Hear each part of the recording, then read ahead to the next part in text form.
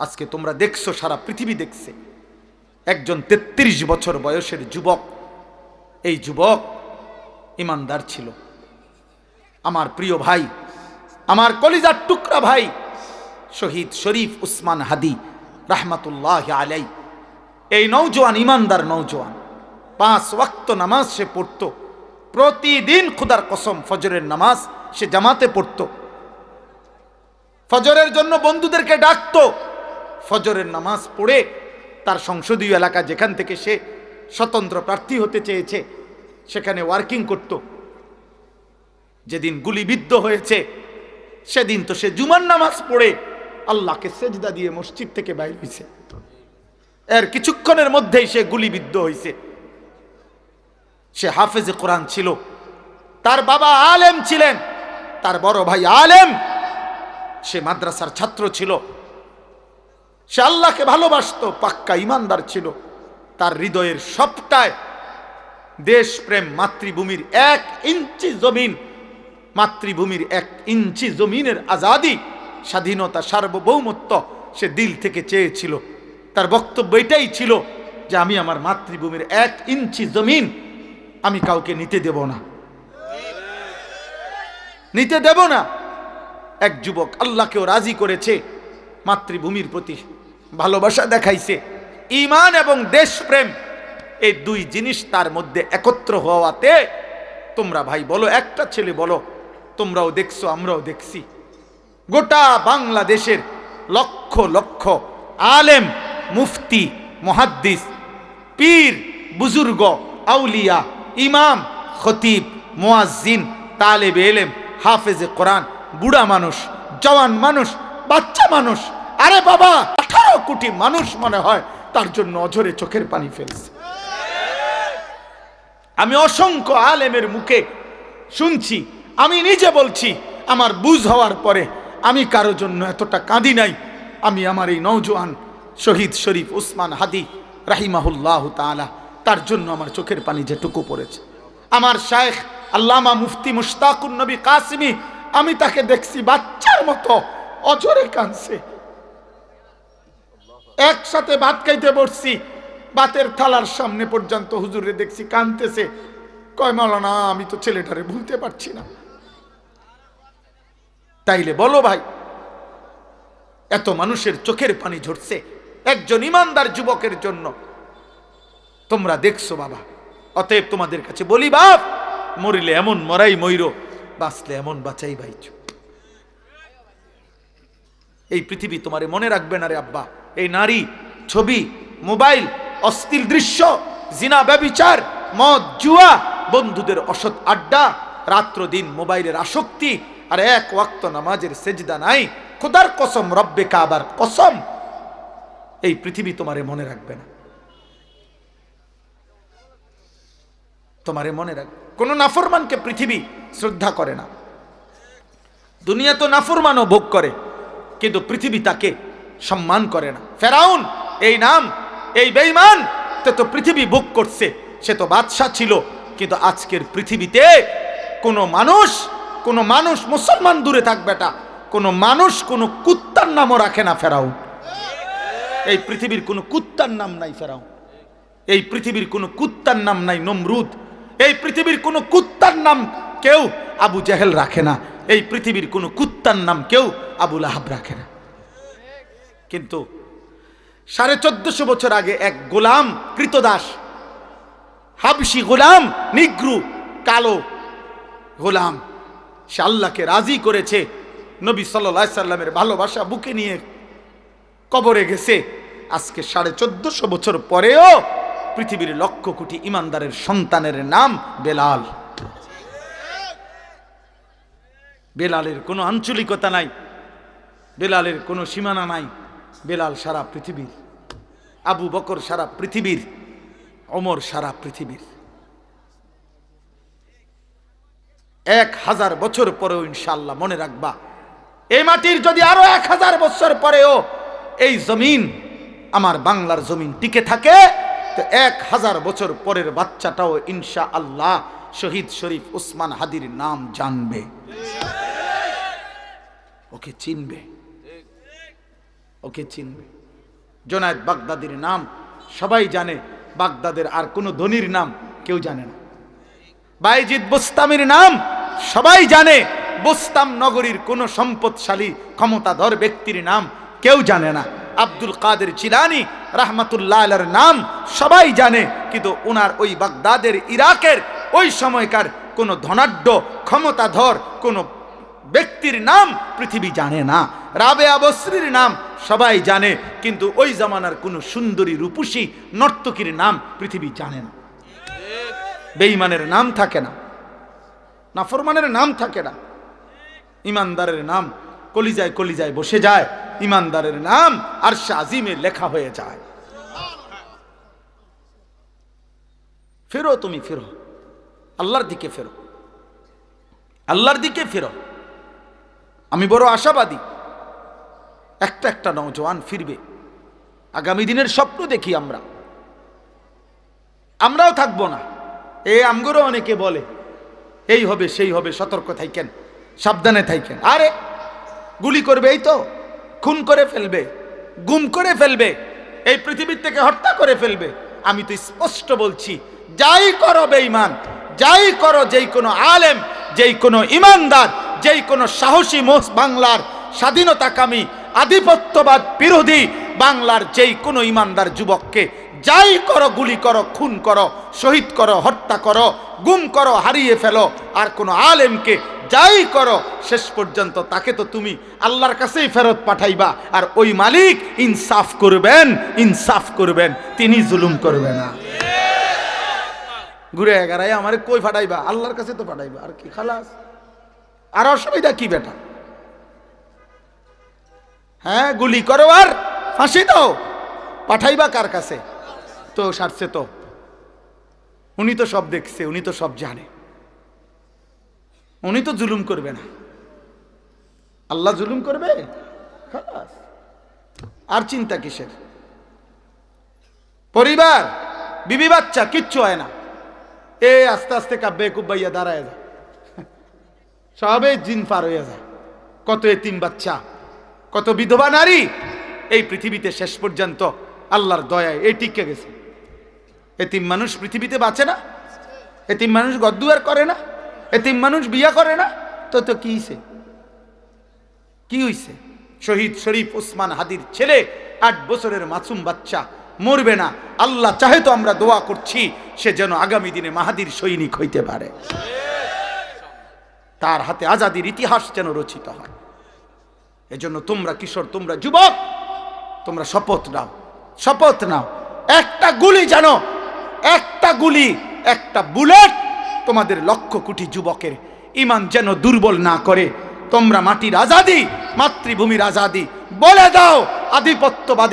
আধিপত্যবাদের দোসরদেরকে তোদের সংখ্যা বেঈমান বেশি হইতে পারে, কিন্তু আমার মাটিতে ইমান বেশি।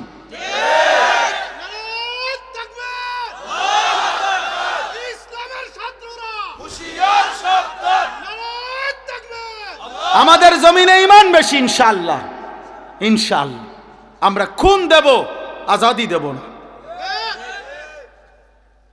1 ইঞ্চি মাতৃভূমির জমিন কেউ নিতে পারবে না, ইনশাআল্লাহ। যে পরিমাণ যুবক দরকার, রবের ইশারায় তুমি জানবাও না, ইমানদার যুবক ঠিকই আছে, ছিল, থাকবো, ইনশাআল্লাহ। এমন অনেক ছেলে আছো, শোনো মিয়া, আমার কথা শোনো। নবী তো সেদিন আবু বকরকেও দাওয়াত দিছে, আবু জেহেলকেও দাওয়াত দিছে, ওমরকেও দাওয়াত দিছে, আবু লাহাবকেও দাওয়াত দিছে, দিছে না? কথা বলেন না তো? আল্লাহর পাক যেন বন্ধুকে বলছে, বন্ধু দাওয়াত আমনে সবাইরে দেন, লোক নিমু আমি। লোক নেব কে? আমি লোক নেমু। কারে কারে লাগবে ইসলাম বিজয়ের জন্য সেটা আমি নেব, আমনে কইতে থান, আমনে কোন? তো আল্লাহ পাকের নবী দাওয়াত তো দিছে সবাইকে। আর শাজিমের মালিক বলছে, আবু বকরকে নিলাম, আবু জেহেলকে নিলাম না, ওমরকে নিলাম, আবু লাহাবকে নিলাম না, ওসমানকে নিলাম, উতবাকে নিলাম না, আলীকে নিলাম, শাইবাকে নিলাম না। আল্লাহ বলেন, বন্ধু চারোটাই কোরাইশ বংশের। আবু বকর কোরাইশ, আবু জেহেলও কোরাইশ, আবু লাহাবও কোরাইশ, ওমরও কোরাইশ। আল্লাহ বলেন, আমার মন চাইছে এই 2 জন নিলাম, আমার মন চায় ওই 2 জন নিলাম না। এজন্য ইমানের বিজয় হবে, মাহাদি আসবে, কালেমার বিজয় হবে, দাজ্জালের পতন হবে, ইহুদিদের পতন হবে, ইসলামের পতাকা উড়বে, পৃথিবীময় ইসলামের খেলাফত প্রতিষ্ঠিত হবে। খোদার কসম, এ তোমার নবীর কথা, এ আমার নবীর কথা, এ কায়নাতের নবীর কথা, এ রাহমাতুল আলামিনের কথা। তিনি বলছেন, যদি ইসরাফিল ফু দিতে আর একদিনও বাকি থাকে, তবুও উম্মত মনে রাখো, আমি রসুল বলে গেলাম, মাহাদি আসবে, দাজ্জাল প্রকাশ পাবে, মাহাদি তাকে হত্যা করবে, আর কালেমার পতাকা পৃথিবীময় উড়বে। আমার নবী সাল্লাল্লাহু আলাইহি সাল্লামের কথা মিথ্যা হবে? সত্য হবে? হবেই হবে ইনশাআল্লাহ। হয়তো তুমি কামে লাগলা না, ইসলামের বিজয় হবে যেদিন, হয়তো তুমি সেদিনও বেডি চাওরে, তুমি নর্তকী দেখবারি, তোমার মতো আকামলারে নিল না আরে, তোমার মতো চরিত্রহীন রে নিল না আর কি, তোমার মতো নারী লুভিরে নিল না আর কি, তোমার মতো নেশাখোর জুয়াখোর রে নিল না আর কি। তো কি সে আবু জেহেল ছাড়া ইসলাম বিজয় হয় না? আবু লাহাব ছাড়া ইসলাম বিজয় হয় নাই? তো তো তোমার ছাড়া হইতো না? আমার ছাড়া হবে না? হবে ইনশাআল্লাহ, হবে ইনশাআল্লাহ। এজন্য বাপ, এটা বুঝতে শিখো। আল্লাহ বলছেন, আহাসিবান নাসু আন ইউতরাকু আন ইয়াকুলু আমান্না ওয়া হুম লা ইফতানুন। আল্লাহ বলে, বান্দা তুমি শুধু মুখে বলবা আমি মুসলমান, আমি মুমিন, আর আমি তোমাকে কোনো পরীক্ষা না নিয়ে এমনিতেই ছেড়ে দেব, জান্নাত দিয়ে দেব, হবে না, হবে না, দেব না। ওয়ালাকাদ ফাতান্নাল্লাযীনা মিন ক্বাবলিহিম, আল্লাহ বলে সকল যুগে যারাই নিজেকে মুমিন বলেছে আমি তাদের পরীক্ষা নিয়েছি। ফালা ইয়ালামান্নাল্লাহুল্লাযীনা সাদাকু ওয়ালা ইয়ালামান্নাল কাযিবিন, আমি পরীক্ষা নিয়েই জেনে নিয়েছি ইমানের দাবিতে সত্যবাদী কে, মিথ্যাবাদী কে। অতএব আমরা যারা এখানে আছি, আমরা নিজেকে মুসলমান বলি তো, বলে না ভাই? অতএব খোদার কসম, জওয়ান বুড়া, নারী পুরুষ, ছোট বড়, আলেম পাবলিক, হুজুর মুসল্লি, সবাই পরীক্ষা দিতে হবে। কার কাছে? কি দিতে হবে? এই পরীক্ষা কি? পরীক্ষা হলো এই তামাম জিন্দিগির আমল, এটাই পরীক্ষা। প্রতিটা নামাজের ওয়াক্ত পরীক্ষা। আল্লাহ দেখতে চায় সেজদা দেও না নাফরমানি করো। প্রতি বছর পরীক্ষা, যাকাত দিচ্ছ না দিচ্ছ না। প্রতি রমজান পরীক্ষা, রোজা রাখছো না রাখছো না। প্রতিবার সম্পদ হলে আমি আল্লাহ দিছি তো আমি দেখছি, হজ করছো না করছো না। নারীর সামনে মোবাইলে হোক আর রাস্তায় হোক পরীক্ষা, টাকায় আসো না চোখ নামাইছো। টাকা সামনে পরীক্ষা, হালাল টাকা না হারাম টাকা। খাবার সামনে পরীক্ষা, হালাল খাবার না হারাম খাবার। মানে আমার প্রতিটা আদেশ, প্রতিটা নিষেধ, আমার রসুলের প্রতিটা সুন্নাত, এটাই পরীক্ষা। পরীক্ষা কোনটা তাইলে? এই জীবনভর ইমান আমলের পরীক্ষা। আল্লাহ বলেন তুমি পরীক্ষা দিতে হবে, পরীক্ষার মাধ্যমে আমি আল্লাহ জেনে নেব। পরীক্ষা চলবে মৃত্যু পর্যন্ত। কোন পর্যন্ত? এজন্য তাফসীরের মধ্যে আছে, দুনিয়াকে বলা হয় দারুল ইমতিহান, পরীক্ষার ঘর। আখিরাতকে বলা হয় দারুল জাযা, ফলাফলের ঘর। দুনিয়াকে বলা হয় দারুল আমাল, আমলের ঘর। আখিরাতকে বলা হয় দারুল হিসাব, হিসাবের ঘর। আমল এখানে, হিসাব সেখানে, পরীক্ষা এখানে, ফলাফল সেখানে, ফলাফল সেখানে। এজন্য পরীক্ষা দিতে হবে আব্বা, পরীক্ষা দিতে হবে, পরীক্ষা দিতে হবে। নবী সাল্লাল্লাহু আলাইহি সাল্লামের একটা একটা সুন্নাত মানতে হবে। আমরা এই জন্যই বলি, আমি ব্যক্তিগতভাবে কোনো দিন এই দ্বন্দ্বে বিশ্বাসী না। ওই ধাক্কা ধাক্কি ঠেলা ঠেলি, তার লগে তোর লগে আপনি কথায় কথা বহস করে এলাম, আয় বেড়া উড়াইলাম, ও বেড়া কেডা আসত না, উড়ানের দরকার আপনি জাগাত থাকেন। কীর্তাম উড়াইতাম আমি হুদা কামে, আমি এই পদ্মারিত নাই। আমার জীবনে কোনোদিন আমি বাংলাদেশের কোনো বক্তা, আলহামদুলিল্লাহ আমার স্যার, আমি ওইখান থেকে রওনা, আমার ওইখানে পৌঁছতে দেরি হয়েছে জ্যামের কারণে, এই জন্য আমার এখানে আসতে দেরি হয়েছে। তো আমি মনে মনে নিয়ত করছিলাম, ভাবতেছিলাম যে আমার আব্দুল বারী মাস্টার সাহেবরে আমি জানি গিয়া দেখিনি, কারণ এত রাত হয়ে গেছে, স্যারে জানি অসুস্থ, শরীর দুর্বলতার কারণে চলে গিয়ে যায়। আইসা দেখছি, ভাল লাগছে। তা উনি জানে ব্যক্তিগতভাবে আমার অনেক কথা, আমি ওনার সাথে কত সময় আগে বলছি, এখন আমি সময় পাই। আমার 21 বছরের ওয়াজের জীবনে ওই ছোট্ট যখন ছিল এই কামরুর পিচ্ছি, আমি তখনই ও আমার খেদমত করছে এই মাদ্রাসার সোনাকান্দা থাকতে। এখানে আমি আসছি, আমার 21 বছরের জীবনে গোটা বাংলাদেশের কোনো বক্তার সাথে আমার কোনো দিন কোনো তর্ক হয় না। তুমি কও শুনছুনি জীবনে কোন বাংলাদেশের কোন বক্তা কোন লাইনের কারোর লগে আমার কোনো ঝামেলা নাই, কারোর লগে না, আমি কাউরে না আঘাত করি নাই, বলি না আর কিছু। আমি কিনতাম ভাই, আমি কথায় কথায় 1 লাখ টাকা চ্যালেঞ্জ করে কিনতাম, 1 লাখ টাকা গরিব দুঃখীরে দিলে বা লাভ হইবে আমার। আমারটা আমি বলছি, আমনের বুঝে ধরছেন, হালাই দেন আমার এটা, আমনের যেটা বুঝে ধরছে আপনি এটা মানেন, কোনো অসুবিধা নেই। কিন্তু বিষয়টা হলো বাবা, রাসূলুল্লাহ সাল্লাল্লাহু আলাইহি সাল্লামের সুন্নাত মানতে হবে। ঠেলাঠেলি টানাটানির বিষয় না এখানে, এখানে সুন্নি ওয়াহাবির বিষয় না। আপনি সুন্নি ওয়াহাবি বাদ দেন, আপনি শুধু এটা মিলান যে হুজুর আমি আমার জায়গা থেকে রাসূলুল্লাহ সাল্লাল্লাহু আলাইহি সাল্লামের একটা একটা সুন্নাত আমি আমল করতেছি জেনে জেনে শিখে শিখে, তাইলে সারব। আপনি নিজের লোক এটা বুঝ করে নেন, আপনার খাবার সুন্নত, বসার সুন্নত, শোয়ার সুন্নত, মিসওয়াকের সুন্নত, দস্তরখানের সুন্নত, রাতের সুন্নত, দিনের সুন্নত, ওযু, গোসল, পাক নাপাক, হালাল হারাম আপনি মেনে চলতেছেন কিনা আপনি এটা বুঝ করেন, এটা মিলান, এটা মিলান, তাইলে চলবে। আল্লাহ আমাদেরকে তৌফিক দান করেন। তাহলে আমাদেরকে কি দিতে হবে বলেন না? পরীক্ষা দিন। পরীক্ষা চলছে, পরীক্ষা চলছে। এবার শেষ কথা হলো, আল্লাহ বলেন আম হাসিবাল্লাযীনা ইয়ামালুনা সাইয়্যাতি আন ইয়াসবিকুনা সাআ মা ইয়াহকুমুন। ভয়ঙ্কর কথা আল্লাহ বলছে, বান্দা তোমরা যারা যারা গুনাহ করছো, পাপ করছো, তোমরা যদি ভেবে থাকো, তোমরা যদি মনে করে থাকো পাপী যে আমি আল্লাহকে ডিঙ্গায় লাইবা, আমারে আড়াল করে ফেলবা, আমাকে ডিঙ্গাইয়া পার পাইয়া যাইবা, সাআ মা ইয়াহকুমুন, এটা তোমাদের বড় নিকৃষ্ট মন্দ ভুল সিদ্ধান্ত, ভুল সিদ্ধান্ত। তুমি বোকামি করছো বান্দা যদি ভেবে থাকো, তুমি যদি মনে করে থাকো যে পুলিশের ফাঁকি দিয়া লাইছি, র্যাব টের পাইছে না, বিজিবি টের পাইছে না, মেম্বরে কইতারে না, চেয়ারম্যানে জানে না, আমার আব্বাই জানে না, আমার মায়ে জানে না, আমার বউয়ে টের পাইছে না, আমার জিফুতে টের পাইছে না, আমগো গ্রামের কেউ টের পাইছে না, খোদার কসম আল্লাহ বলেন এদের সাথে তুমি আমারে আন্দাজ করো না বান্দা, যে এতজনকে ফাঁকি দিছি আর কিটা আর কেডা। আল্লাহ বলেন আর কেডা বুঝো নাই, আমি আছি না, আমারে ফাঁকি দিবা কেমনে,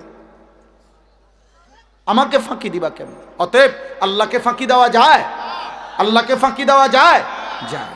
সর্বশেষ কথা হলো পঞ্চম আয়াত, মান কানা ইয়ারজু লিকা আল্লাহ ফাইন্না আজালাল্লাহি লাআতিন ওয়া হুয়াস সামিউল আলিম। ওহো মাওলা, আল্লাহ তো সুন্দর করে বলছে বান্দা, অতএব যারা জীবনভর ঈমান, ইবাদত, আমল, সেজদা, তাহাজ্জুদ, গুনাহ থেকে বেঁচে থেকে চুরি, ডাকাতি, জিনা, ব্যভিচার, মদ, জুয়া, সুদ, ঘুষ এগুলা ছেড়ে দিয়ে আমার বন্দিগি করে করে এই আশা করে বসে আছো যে আমি আল্লাহর সাক্ষাৎ পাইবা, জান্নাত পাইবা, এই আশায় আশায় যারা জীবনভর নেক আমল করে যাচ্ছ, আমি আল্লাহ ওয়াদা দিলাম আমি একজন ফেরেশতা পাঠাবো, মৃত্যুর ফেরেশতা মালাকুল মউত আজরাইল, সে তোমাকে নিয়ে আসবে আমার কাছে, আর আসলেই আমি জান্নাতের নিয়ামত তোমারে দিয়ে দেব।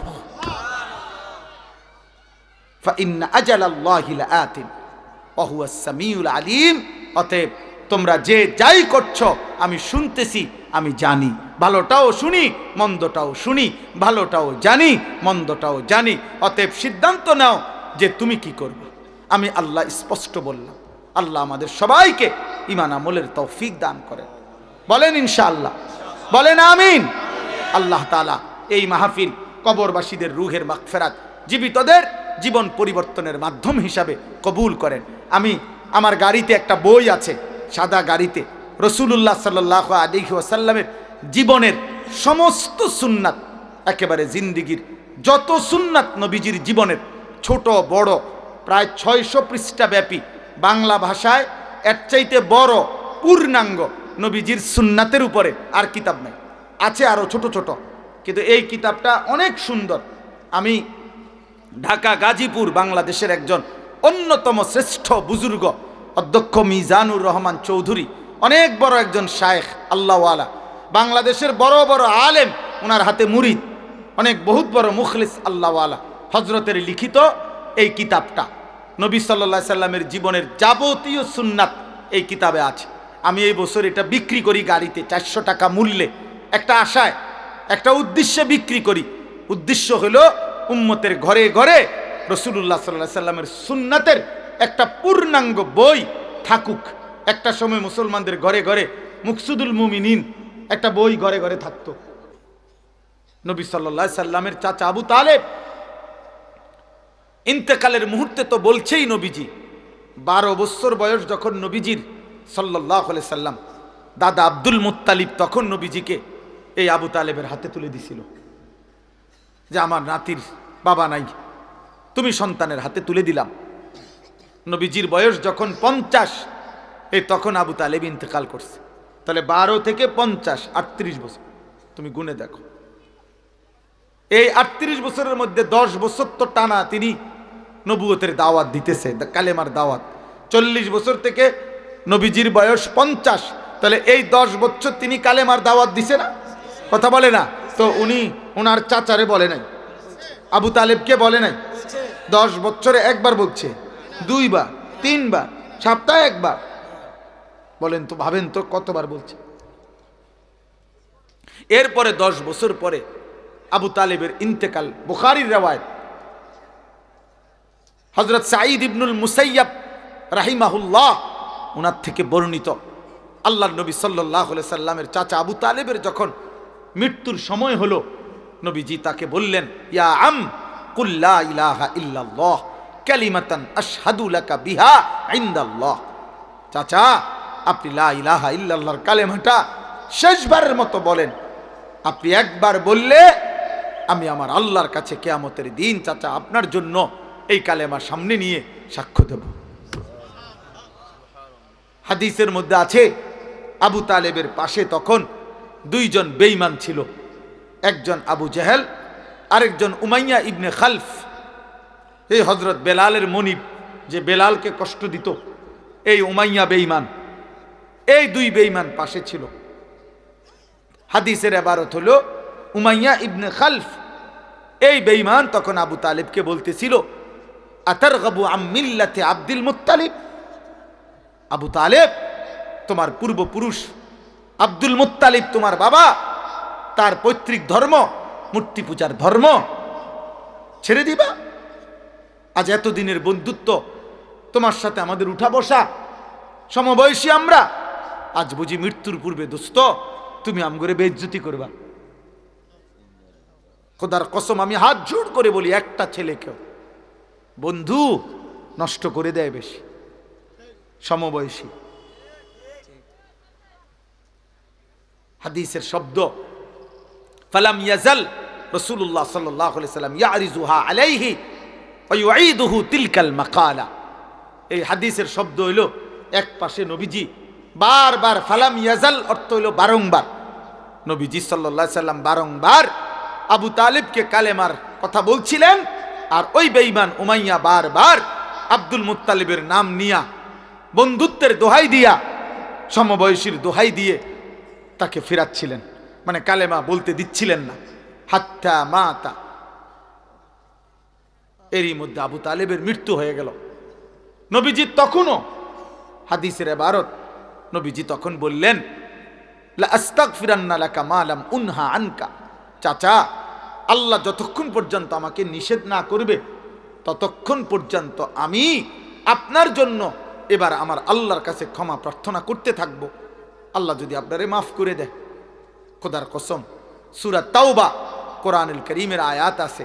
এই নবী যখন এবার হাত তুলছে আল্লাহর কাছে, তখন আল্লাহ পাক আয়াত নাজিল করে বলছে, মা কানা লিন নাবিয়্যি ওয়াল্লাযীনা আমানু আন ইস্তাগফিরু লিল মুশরিকিনা ওয়ালাউ কানু উলি কুরবা মিন বাদি মা তাবায়্যানা লাহুম আন্নাহুম মিন আসহাবিল জাহিম।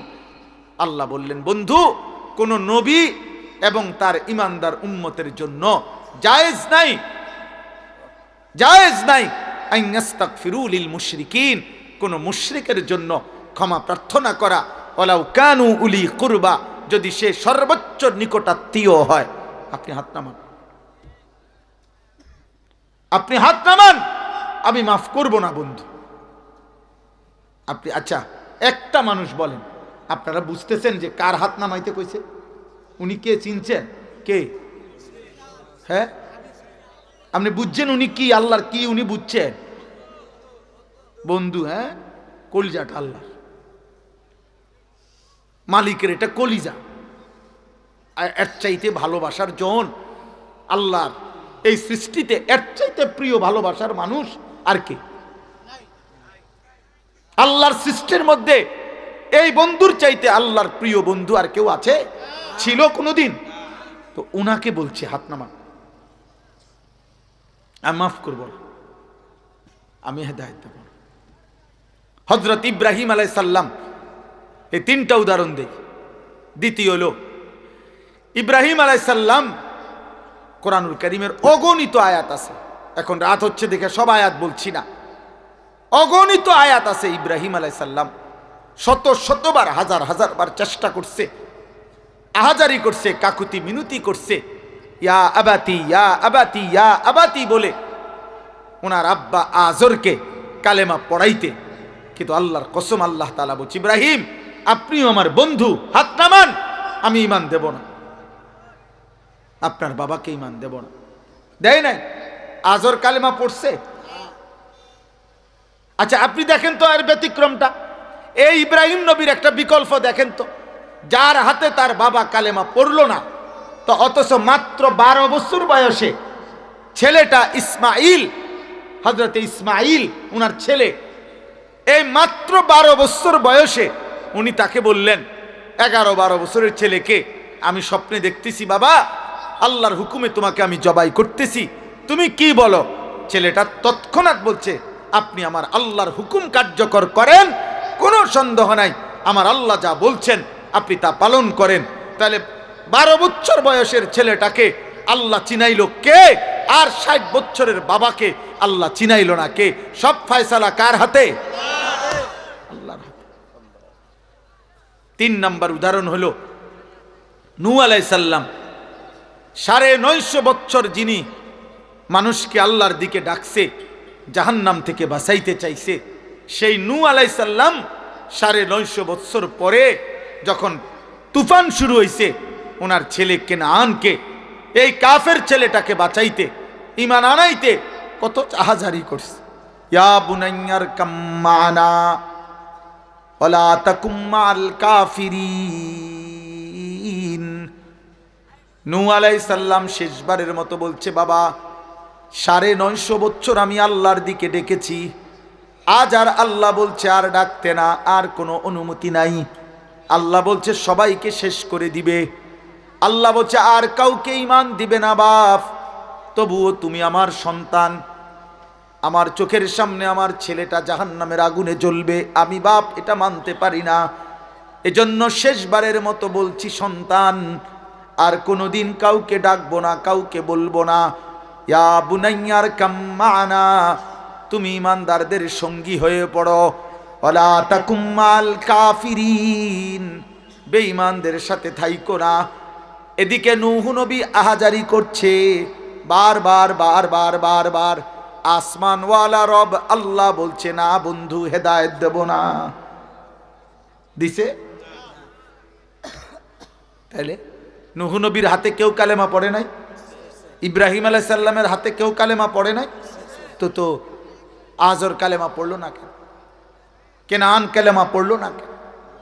তাহলে ইমানের এই দৌলত, আল্লাহ পাকের কত বড় দয়া, খুদ রাসূলুল্লাহ সাল্লাল্লাহু আলাইহি সাল্লামের হাত তিনি নামায় দিছে, ইব্রাহিমের হাত নামাইছে, নূহ নবীর হাত নামাইছে।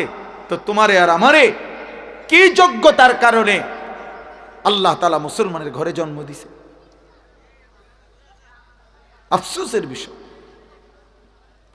আমার খুব আশ্চর্য লাগে রে বাপ, আহা আখিরাতের দিন, কবরের দিন, কিয়ামতের দিন আমরা সবাই বুঝতে পারবো ঈমান কত বড় নিয়ামত ছিল, ইসলাম কত বড় নিয়ামত ছিল, নামাজের কি পরিমাণ সুযোগ ছিল, আখিরাত সুন্দর করার কি পরিমাণ সুযোগ ছিল। একটা লোক কাফের, হিন্দু, বৌদ্ধ, ইহুদি, খ্রিস্টান, তাকে জাহান্নাম থেকে বাঁচতে হইলে আগে তাকে ঈমান আনতে হবে, তারপরে ইবাদত করতে হবে। আর আল্লাহ তাআলা আমাদেরকে জন্মসূত্রেই বলছে, বান্দা আমি তোকে ঈমান দিলাম যেন জান্নাতের হাতে তুলে দিলাম। সেই আমরা যদি কদর না করি, আমাদের কাছে যদি এটা কদর না হয় আর কি হবে। এই জন্য রাত গভীরে আমি আর লম্বা করতে চাচ্ছি না, আমি সমস্ত যুবক ছেলে তোমাদের কাছে এই 5টা আয়াত বাবা আপনাদের কাছে তর্জমা করি। শুধু একজন হোক, একজনই যদি মনোযোগ দিয়া শুনেন, আপনার কাছে আমি মনে করাইতেছি, আপনি শুধু শুনেন এই আয়াত। কোরআনুল কারীমের 20 নম্বর পারা 29 নম্বর সূরা, সূরায়ে আনকাবুত এই সূরাটার নাম। এই সূরার প্রথম 5টি আয়াত আমি তেলাওয়াত করেছি, শুধু সংক্ষিপ্ত, শুধু তর্জমা বললেই বুঝবেন। আল্লাহ তাআলা বলতেছেন, বিসমিল্লাহির রহমানির রহিম, আলিফ লাম মিম। এলো প্রথম আয়াত। এটা কোরআনের একটা মুজিজা। কোরআনুল কারীমের মোট 29টি সূরার শুরুতে এরকম অক্ষর আছে, আলিফ লাম মিম, আলিফ লাম র, হা মিম কফ, এরপরে আইন সিন কাফ, এরকম অক্ষর আছে।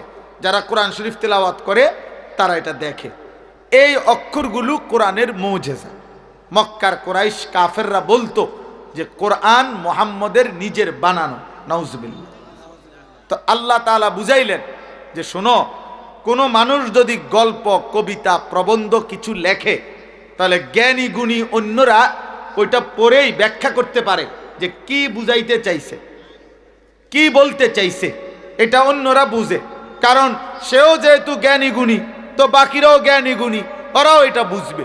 এজন্য এক লেখকের কবিতা পরবর্তী স্যারেরা ব্যাখ্যা করতে পারে, প্রবন্ধ পরের স্যারেরা পড়াইতে পারে, এটাই তো নিয়ম। তো আল্লাহ তাআলা বললেন, যদি তোমাদের মনে হয় কোরআন আমার বন্ধু মুহাম্মদের নিজের লেখা, স্বরচিত বানানো, তাহলে আমি আল্লাহ 29টা সূরার শুরুতে এরকম অক্ষরগুলো নাজিল করলাম, আলিফ লাম মিম, হা মিম কফ, এরকম যতগুলো আমি বললাম, তাহলে এগুলো যেহেতু বন্ধু মুহাম্মদের বানানো, তো তোমরা জ্ঞানী গুণীরা এবার বলো এগুলোর অর্থ কি, বলো তোমরাই কও। আলিফ অর্থ কি, লাম অর্থ কি, মিম অর্থ কি, তোমাকে বাপ দাদা 14 গোষ্ঠী যা আছে দেখো। আজকে 1450 বছর ধরে পৃথিবীর কেউ কোনোদিন বলতে পারে নাই। আল্লাহ বলছে, বন্ধু আপনিও বলবেন না, আমিও বলবো না, কাজেই আমি আর আপনি শুধু জানি। এভাবেই মুজিজা ইসরাফিলের ফু পর্যন্ত থাকবে। এই জন্য আহলে সুন্নাত ওয়াল জামাত সমস্ত উলামায়ে কেরাম বলে এগুলোর অর্থ কি, আল্লাহু ওয়া রাসূলুহু আ'লাম, আল্লাহ এবং তার রাসূলই ভালো জানেন। এগুলা কোরআনের মুজিজা। যেন ইসরাফিলের ফু পর্যন্ত কোনো বেঈমান যদি বলে কোরআন মুহাম্মদের বানানো, মুসলমানদের বানানো, তাহলে বানানো হইলে তোমরা বলো আলিফ লাম মিম, আলিফ লাম রা, হা মিম আইন সিন কফ, এগুলোর অর্থ কি, এগুলোর ভাঙিয়ে দাও অর্থ কি। এরা আজও বলতে পারে নাই, ইসরাফিলের ফু পর্যন্ত বলতে পারবে না। সুবহানাল্লাহ। অথচ 3000 বছর আগের, 2000 বছর আগের শিলালিপি, যারা এই ভূতত্ত্ববিদ, যারা আপনার মাটির নিচের বিভিন্ন জিনিস জাদুঘরে যারা রাখে, গবেষণা করে, এরা এগুলো বলতে পারে। 2000 বছর আগের লেখা, 3000 বছর আগের কোনো জিনিস, কোন এলাকার কোন অঞ্চলের ওই সময়ের বিভিন্ন কিছুর তারা লেখার পাঠ, সূক্ষ্ম কোনো সাংকেতিক চিহ্ন, এগুলো তারা বের করতে পারে যে এগুলোর অর্থ কি। কিন্তু আজ পর্যন্ত পৃথিবীর বহু সভ্যতা, পৃথিবীর প্রাচীন অনেক সভ্যতা ছিল, হরপ্পা সভ্যতা, মহানজাদেরো সভ্যতা, মিশরীয় সভ্যতা, ব্যাবিলনীয় সভ্যতা, মেসোপটেমীয় সভ্যতা, এরকম গ্রিক সভ্যতা আরও প্রাচীন ছিল। এগুলোর অনেক শিলালিপি, অনেক কাঠ, অনেক টুকরা, অনেক বাসন কোষণ, এগুলোর থেকে অনেক কথা আঁক উঁক কি বুঝাইতে চাইছে, জাদুঘরে গেলে এগুলোর ব্যাখ্যা বিশ্লেষণ বাইর করে গবেষকরা।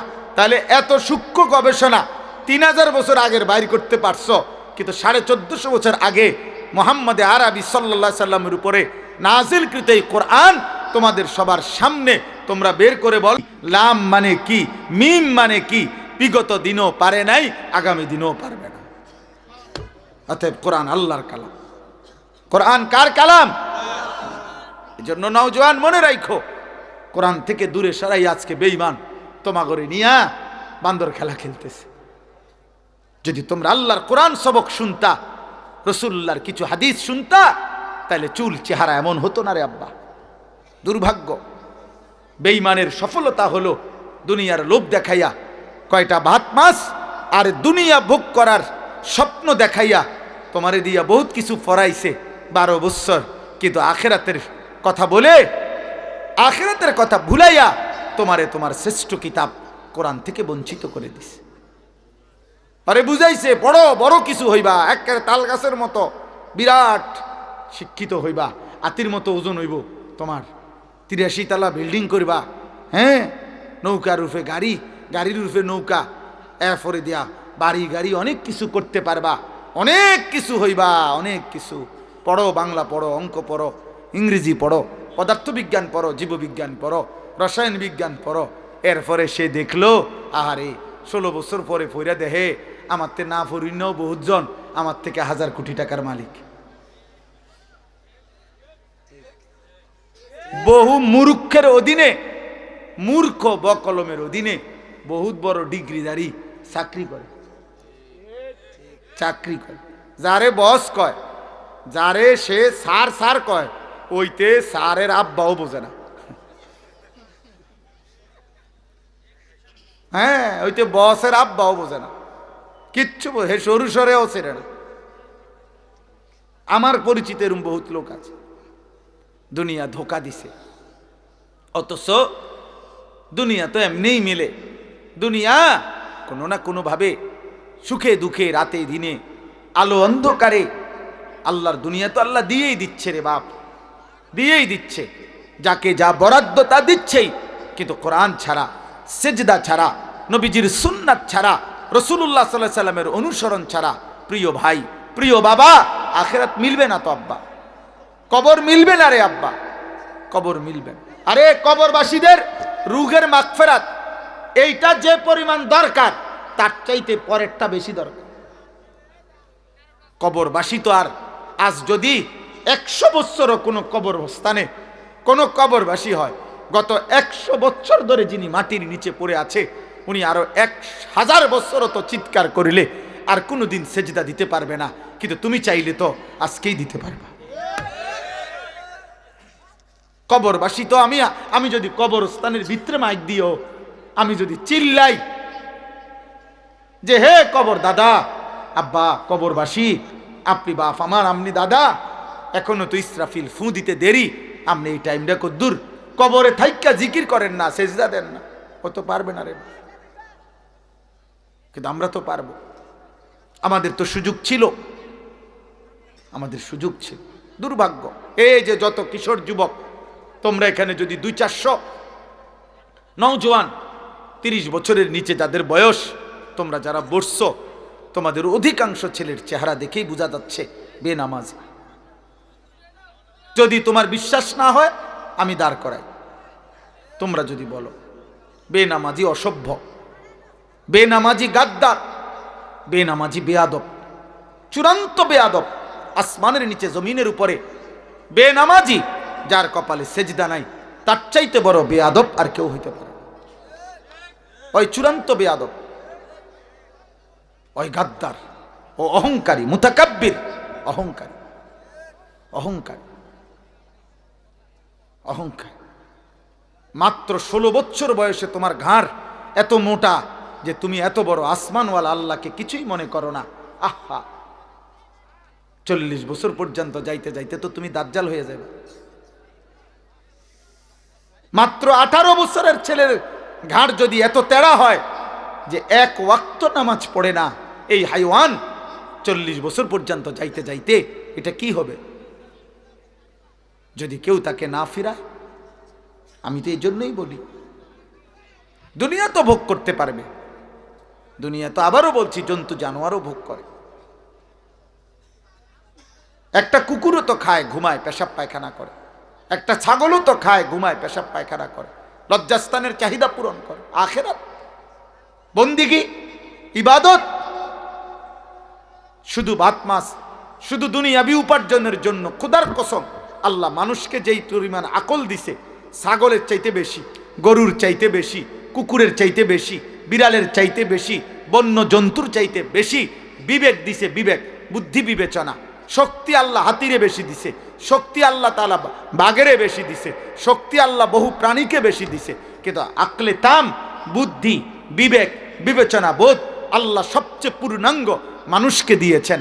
আল্লাহ যেন বলতে চাইছেন, বান্দা শুধু খাওয়া, শুধু দুনিয়া ভোগ করা, এতটুকুর জন্য এত আকল দিতে হয় না।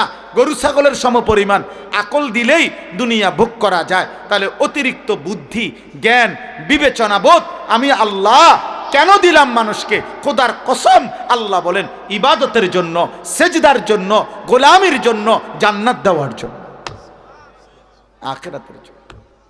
শুধু ভাত খাওয়ানো মাকসাদ হইলে এত বুদ্ধি লাগে না। শুধু পেশাব পায়খানা মাকসাদ হইলে এত বুদ্ধি লাগে না। তোমরা আজকে বুঝতেছ না, অসংখ্য আজকে আমাদেরকে নিয়ে, মাদ্রাসার ছাত্রদেরকে নিয়ে অনেক বুদ্ধিজীবী চিন্তিত যে এরা পড়ছে কি, জানে কি। আমি বলি তুমি আইও আমার লগে, আমি তোমারে বুঝাই তুমি পড়ছো কি, তুমি জানো কি। ইনশাআল্লাহ কয়টা সার্টিফিকেট দেখবা তুমি, আমি তোমারে দেখাবো। কয়টা লাগবে সার্টিফিকেট তোমার? তুমি জেনারেল লাইনের সার্টিফিকেট দেখবা না মাদ্রাসার লাইনের? আও আমি দেখাই, আমার কাছে আছে। মাদ্রাসার ছাত্র নিয়ে চিন্তিত। মাদ্রাসার ছাত্র করবেটা কি? মাদ্রাসার ছাত্র জানেটা কি? মাদ্রাসার ছাত্র আমরা এত এত কিছু আমরা জানি। কি জানেন আপনি? আপনি কি জানেন? সুদের ভদ্রচিত পন্থা জানছেন? মানে ভদ্রচিত সুদ। হ্যাঁ, মনে কিছু নেবেন না, এটা একটা ইন্টারেস্ট। একটা কোম্পানি আপনাকে খুশি হয়ে দিয়েছে, আপনি শুদ্ধ মারেন। হ্যাঁ, আপনি শুদ্ধ বললে, ইন্টারেস্ট বললে সুদ জায়েজ হয়ে গেছে। হ্যাঁ, ভেজিটেবল বললে মূলার হাক গরুর গোস্ত হয়ে যায়। এটা তো ভেজিটেবল বললে হারাম তো হারামই।